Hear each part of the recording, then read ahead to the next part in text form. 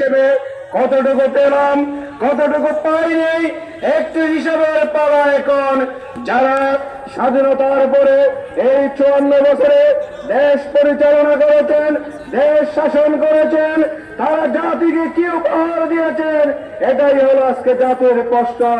যদি আজকে দেশ এবং জাতিকে স্বাধীন রাষ্ট্র হিসেবে জনগণ যদি তাদের মৌলিক অধিকার, ভোটাধিকার, শিক্ষা ব্যবস্থার উন্নয়ন, স্বাস্থ্যের উন্নয়ন, অন্ন, বস্ত্র, বাসস্থানের নিশ্চয়তা দিতে পারত, স্বাধীনতার যে মৌলিক বক্তব্য ছিল সেটি হলো মানবিক মর্যাদা, সাম্য, সামাজিক ন্যায় বিচার প্রতিষ্ঠিত হতো, তাহলে 2024-এর জুলাই বিপ্লব সংগঠিত হতো না। বৈষম্যের বিরুদ্ধে নতুন ভাবে আন্দোলন করে হাজার হাজার ছাত্র যুবককে রক্ত দিতে হতো না। ঠিক কিনা? 2024-এ